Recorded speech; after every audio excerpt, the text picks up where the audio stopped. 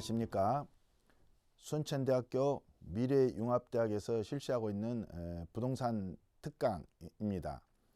오늘은 제3강 세 번째 강의로 토지의 활용가치 파악, 토지이용 계획의 확인이 생명이다, 이런 주제로 학습을 하시도록 하겠습니다.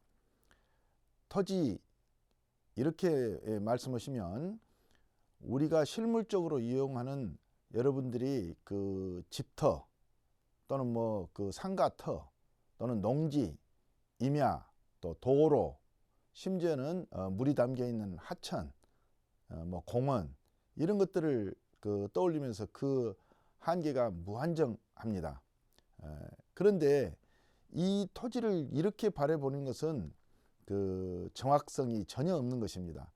여러분들이 토지를 바라보실 때는 토지 이용 규제 정보 또는 토지 이용 계획 정보 없이는 부동산의 토지에 있어서 투자 가치 또는 활용 가치 면에서 볼 때는 이러한 규제 정보나 계획 정보를 보지 않고는 아무것도 보지 않는 것과 마찬가지다. 이제 이 토지 이용 규제 정보에서 실려 있는 이 내용을 얼만큼 정확하고 명료하게 여러분들께서 식별해내고 체크해내냐에 따라서 토지의 활용 가치를 알 수 있는 모든 표대가 여기에 있다, 이렇게 할 수 있겠습니다. 여기 지금 상당히 길게 쓰여져 있는데 이것은 차차로 사례를 보시면서 말씀드리도록 하겠습니다. 어찌됐든지 토지 이용 규제 정보는 그 무게 자체가 토지의 활용 가치 그 자체다, 이렇게 보시면 되겠습니다. 자, 토지 이용 규제 내용. 토지 이용 규제에 담겨 있는 내용은 매우 많습니다. 이 화면에 보시다시피 경기도 성남시 분당구에 있는 임해동에 있는 토지인데요. 얼핏 보아도 지목이 대지라고 써져 있는 것도 매우 중요한 것처럼 보이고, 면적이 201제곱미터 이렇게 써졌고요. 개별 공시지가는 제곱미터당 280여만 원을 넘어가고 있습니다. 그리고 그 밑에 보시면 매우 중요한 법령의 명칭이 나오는데요. 국토의 계획 및 이용에 관한 법률에 따른 지역지구 등, 굉장히 중요한 법률인데요. 이 법률을 줄여서 지금부터 국토계획법, 이렇게 부르도록 하겠습니다. 이 국토계획법에서 분당구 임해동 38의 8번지에 대하여 도시지역, 제2종 일반 주거지역, 또 그리고 소로 3류, 뭐 이렇게 써놨습니다. 그 다음 칸에는요, 국토교육법이 아닌 다른 법령들에 대해서 정해놓은 지역지구 등 이래가지고 무슨 제한보호구역, 또 이 군사기지 및 군사시설보호법에 따른 거라고 나와 있습니다. 또 그 다음에 도시교통정비지역, 또 과밀 억제권역, 한강 폐기물 매립시설 설치 제한지역, 굉장히 다양한 내용들이 밑에 써졌고요. 그 다음에 토지거래 계약 허가에 관한 허가구역입니다. 토지거래 계약에 관한 허가구역, 흔히 줄여서 토지거래 허가구역이라고 하는데, 이 토지는 일정한 허가 수준을 통과해야만이 허가를 받고 거래가 되는가 보구나, 이렇게 추상적으로 알 수 있습니다. 그리고 왼쪽 법령에서 보시면은 토지거래 허가구역에 관한 것은 토지이용 규제 기본법 시행령이라고 써졌는데 굉장히 어려운 내용의 법령입니다. 이것까지 여러분들이 일일이 다 외우실 필요는 없고 현재 그런 단계가 아닙니다. 그런데 거기 보시면은 거기에 쓸 수 있는 게 건축법 제2조 여기에 따른 건축법상 도로, 이런 도로라는 것도 표시된다고 나와 있고요. 또 영농 여건 분리농지도 표시한다, 이렇게 다양한 내용들을 쓸 수 있다고 나와 있습니다.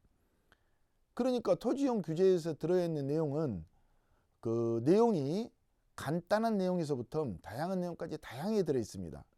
이것들이 과연 무엇을 뜻하는지, 우선 여러분들이 이 토지를 바라보시면서 어떤 생각이 드신지 한번 생각을 한번 심각히 해보시기 바랍니다.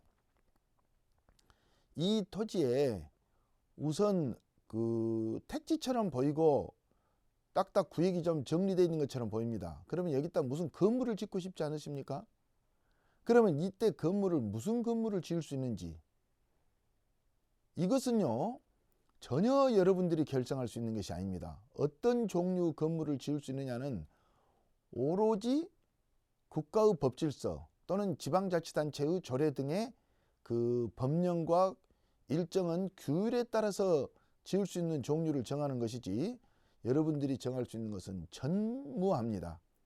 그러면 여기다가 얼만큼 어떤 종류 건물을 지을 수 있는지, 이것은 바로 토지이용계획 또는 토지이용규제 같은 말입니다. 이곳에서 정하는 제2종 일반주거지역, 또 그 다음에 제한보호구역, 또 그 다음에 과밀억제권역 등등 이러한 내용들이 기준을 정하고 있다, 이렇게 볼 수 있습니다. 또 그 다음에 만약에 여기다가 그 다가구 주택을 지을 수 있다, 또는 어떤 상가 건물을 지을 수 있다고 합시다. 그러면 이 건물의 크기는 누가 정할까요? 이 크기도 역시 여러분들께서 전혀 정하실 수 있는 것이 아닙니다.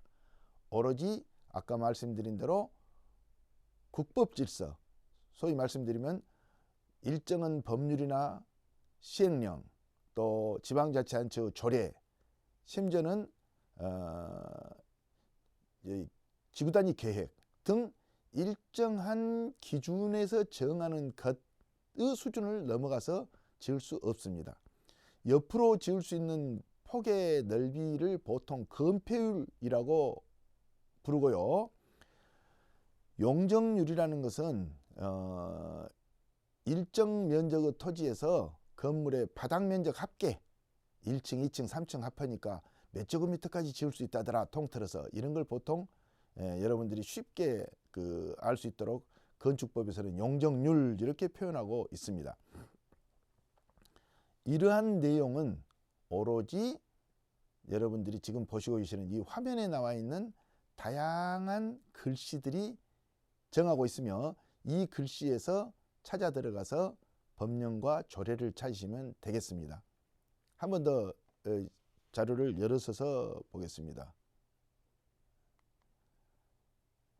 다음에 보시면요, 전라남도 여수시 화정면 낭돌입니다. 지금 연륙교, 연도교가 낮아서 상당히 인기가 좋은 그 섬인데요. 499의 1번지입니다. 그런데 여기는 아까 그 국토계획법에서 정해놓은 걸로는 농림지역, 생산관리지역 이렇게 적어졌습니다. 그리고 그 다음번에는 비교적 짤막하게 가축 제한구역하고 준보전산지 이렇게 되어 있고요. 문화재 보존 영향 검토 대상구역, 약간 뜨끔합니다. 여기다 건물 지으려고 보니까 우선 눈에 보이는 것이 문화재 검토해야 되고, 농림지역은 뭐고 생산관리지역은 뭐지?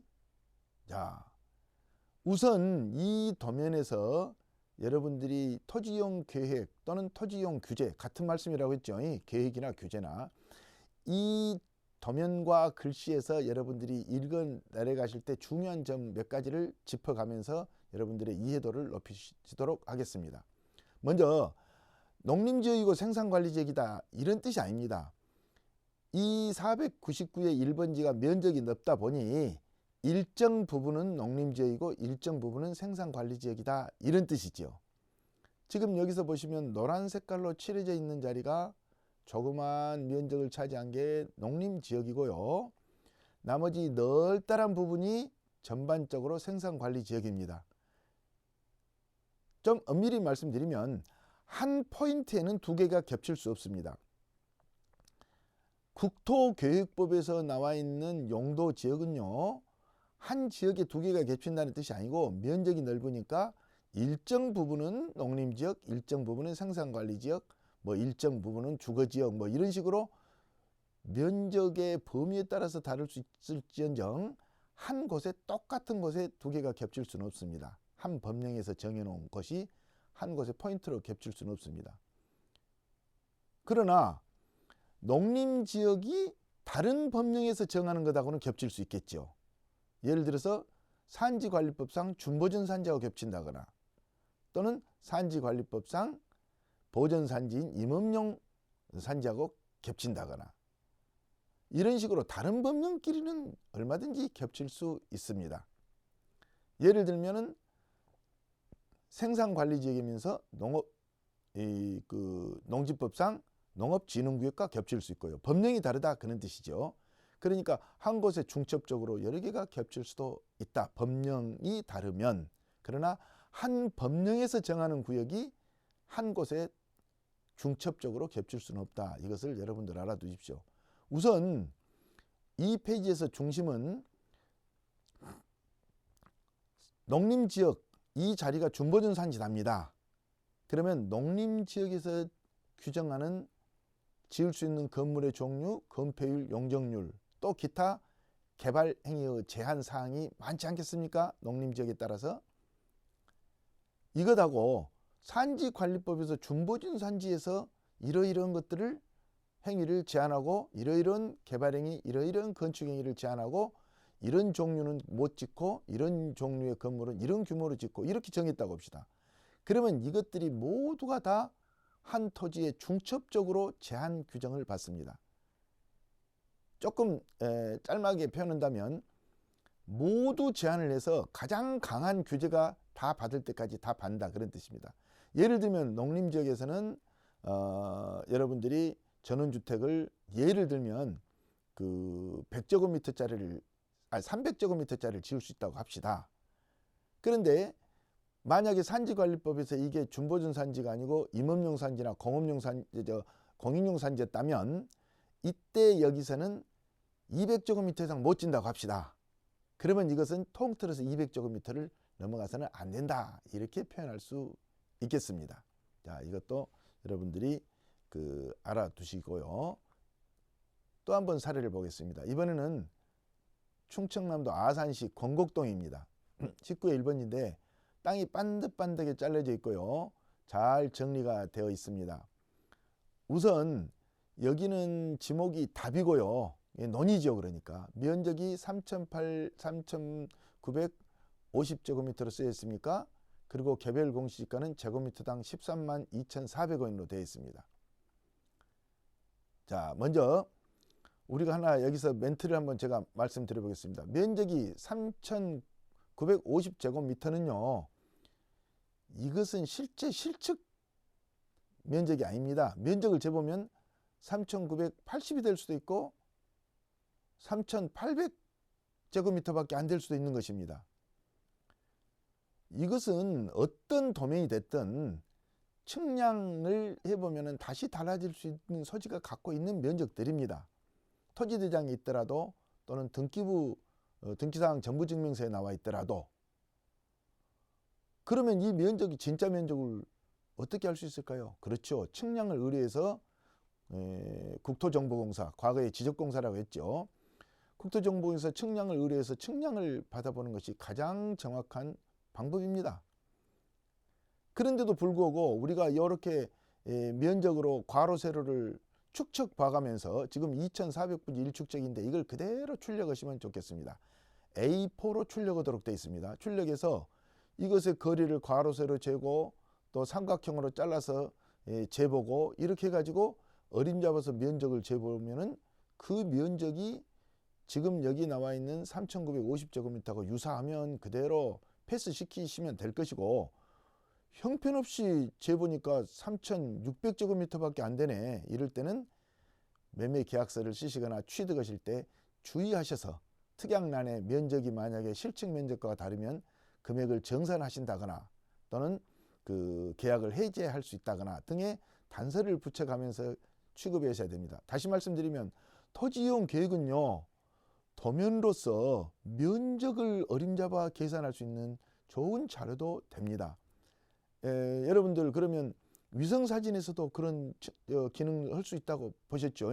두 군가지를 같이 정합하면 면적을 어림잡는 데 얼마나 도움이 되겠습니까? 지적도는요. 지적도에는 면적 자체가 쓰여 있지는 않습니다. 왜냐하면 지적도에 나와 있는 그 도면이 면적이기 때문에 별도로 면적을 몇 제곱미터라고 쓰지는 절대로 하지 않죠. 이것도 상식적으로 알아두시기 바랍니다. 자, 여기서 이제 한 가지, 생산 녹지 지역, 자연 녹지 지역 그러는데, 생산 녹지 지역은 밝은 푸른색이고 자연 녹지 지역은 좀 거무스름한 그 손가락 그림자가 비친 것처럼 보이고 있습니다. 그러니까 19의 1번지가 상당히 넓은 부분은 생산 녹지고, 조금 서남 쪽에 있는 삼각형으로 떨어진 자리는 자연 녹지다, 이런 뜻이지요. 그러면 여러분들, 여기가 자연 녹지 지역에는 어떤 건물을 지을 수 있겠습니까? 우선 경지 정리되어 있다는 것은 차치하고, 먼저 여러분들은 답이니까 건물을 못 지는 거 아닙니까? 논이니까. 그렇지 않습니까? 논, 답, 말하자면 밭, 전, 또 뭐 목장, 용지, 이런 지목은요, 건물을, 어떤 건물을 지을 수 있는지를 결정적으로 제한하는 것은 아닙니다. 간략히 말씀드리면, 전이나 답을 개발 허가를 받아서 건물을 지면, 건물이 준공이 되면 저절로 대지로 지목이 바뀌는 것이지요.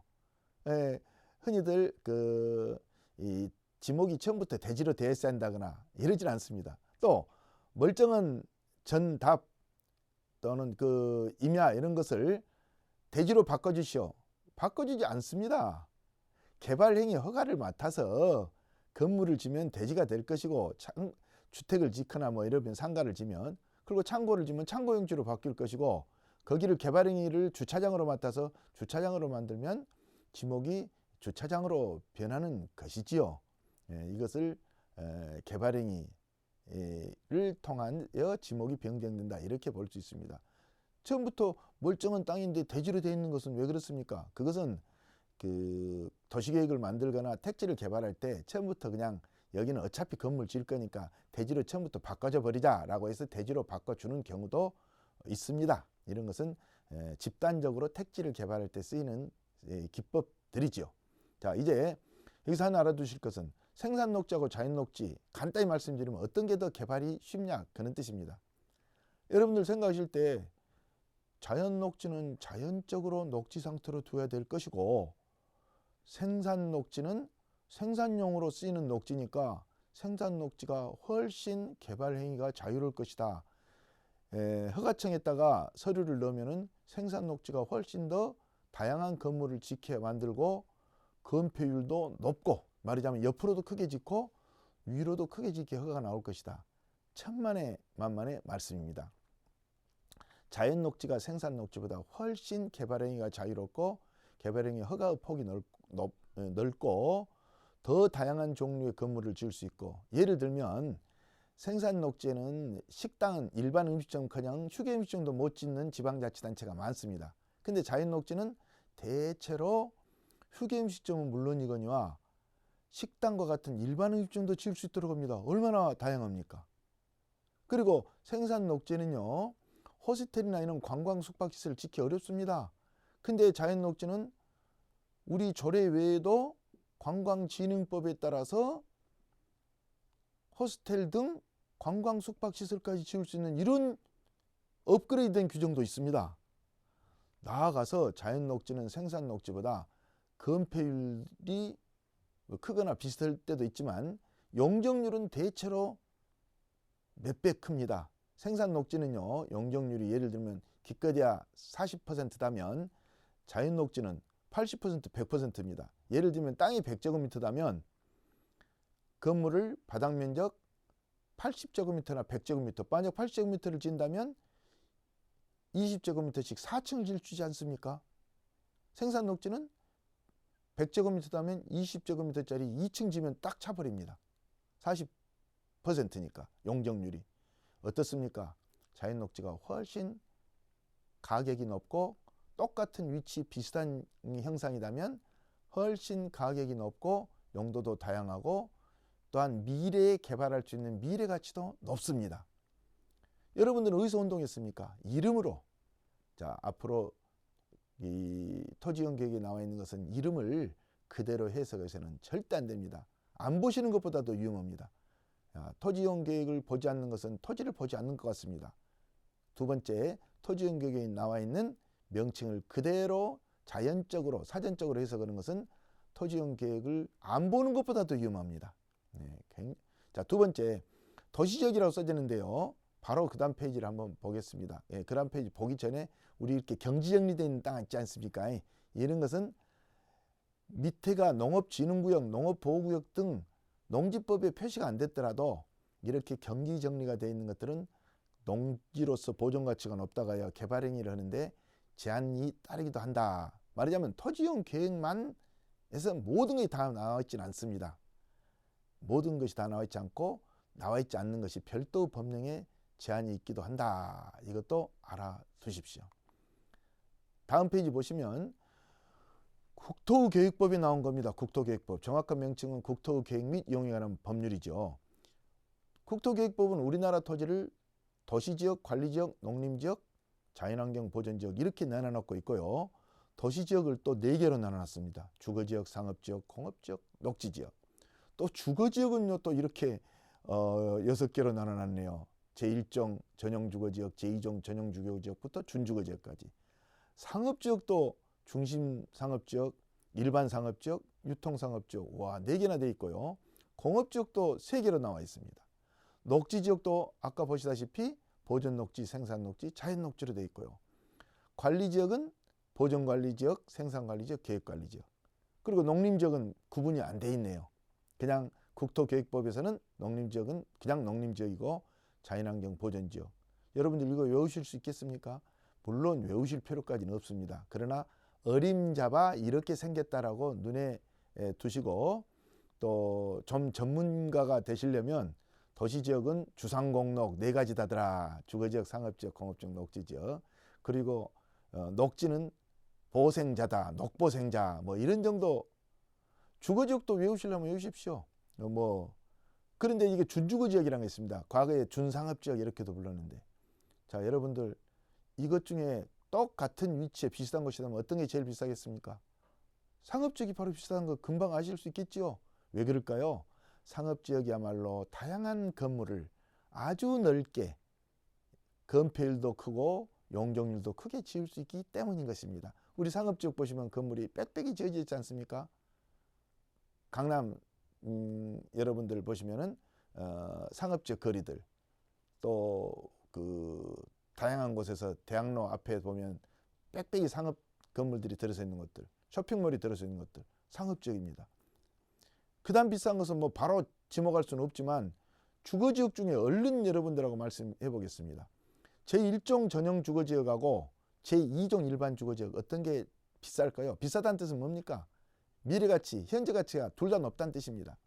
제2종 일반 주거지역이 훨씬 건폐율, 용적률도 크고요. 지을 수 있는 건물의 종류도 다양합니다. 이것은 여러분들이 제2종 일반 주거지역, 제1종 전용 주거지역 이래가지고 글씨로만 해석이 되는 결코 안 되고, 이것을 여기에 건축 가능한 건축물의 종류와 건폐율, 용적률은 오로지 지방자치단체의 조례를 보시거나 또는 다른 관련 법령을 보셔야 된다. 우선은 여러분들이 이런 정도만 알으셔도 실패하지 않습니다. 토지용 계획 자체를 보지 않는다는 것, 그리고 아무렇게나 자의적으로 해석한다는 것, 이 2개만 반드시 피해 주시면 여러분들은 토지에 대하여 가장 중요한 서류를 파악하실 수 있는 것입니다. 그 다음번에 여러분들이 이제 이것은 이 시간상 다 설명드릴 수 없지만 워낙 우리나라는 농지가 넓습니다. 또 산지는 얼마나 많습니까? 산지는 70% 가까이가 우리나라 산지고요. 농지는 또한 20여 %가 됩니다. 결국 이렇게 넓은 것들을 규율하고 있는 것 중에 농지를 규율하는 것이 바로 농지법입니다. 농지법의 하위법령인 시행령, 시행규칙도 있지만 농지법. 여기서는 농업진흥지역하고 농업진흥지역 밖으로 나누고 농업진흥지역에서는 농업진흥구역, 농업보호구역 이렇게 나눈다. 이런 정도는 알아두시면 좋겠습니다. 워낙 우리 국토의 대부분을 규율하고 있기 때문에. 산지도 마찬가지로요. 산지 전용 지역은 별로 없지만 보전지역하고 준보전산지하고 보전산지와 준보전산지 이렇게 나눠져 있고, 보전산지는 공인용 산지, 임업용 산지로 이렇게 나눠져 있다. 자, 산지에서 보시면 공인용 산지에 우리 할 수 있는 거 별로 없습니다. 개인이. 그렇지만 거꾸로 또 역으로 생각해 보시면 그래도 조그만 농림어업주택도 지을 수 있고요. 치유숲이나 숲속 야행장도 할 수 있네. 이런 것도 또 틈새로 굉장히 중요한 정보가 들어있습니다. 임업용 산지는 또 뭘 지을 수 있는지. 위에 있는 농업에서는 농업진흥구역은 과거 절대농지라고 불렀던 겁니다. 거의 어떤 건물도 지키기 어렵습니다. 농림어업과 관련되는 생산시설 등 몇 가지를 빼놓고는. 농업보유구역보다는 좀 낫죠. 그러니까 토지이용계획가 농업진흥구역이 써져 있다거나 공용산지가 써져 있으면 매우 주의하셔야 되는 것입니다. 그 다음에는 이제 여러분들이 농지 개발할 때 이런 프로세스로 진행되고 있고 또 산지 이런 프로세스로 진행되고 있다. 이런 정도는 우선은 이런 정도 알아두시고, 가장 중요한 것은 개발 행위를 할 때는 건축 행위의 건축법과 관련된 것도 알아야 되고 꼭 알아야 될 것이 도로입니다. 그리고 농지는 농지의 특성, 아까 그 농지에 관한 법령, 그리고 우리가 공통적으로 알아두실 것이 환경위생 관련 거하고 민원에 관한 사항입니다. 물론 더 다른 내용도 있겠지만 이 5가지의 대별한 것은 여러분 개발하실 때 이런 거 있다더라. 그 다음 보니까 산지는 다 똑같네요. 그런데 산지의 특징인 이것을 교차하여 알아두시면 좋겠습니다. 그리고 여러분 토지이용규제에서는 아까 계속 말씀드렸다시피 조례 확인이 가장 필수적인데요. 조례 찾는 사이트를 만들어 놓고 있습니다. elis.go.kr인데 반드시 해당 토지가 속해 있는 지방자치단체의 조례를 확인하시면 지을 수 있는 건물의 종류와 건폐율 용적률이 파노라마처럼 나와 있습니다. 뭐 별표 등도 알아두셔야 되고요. 그리고 여기 끝에 보시면 지구단위라는 거 써져 있습니다. 지구단위 계획.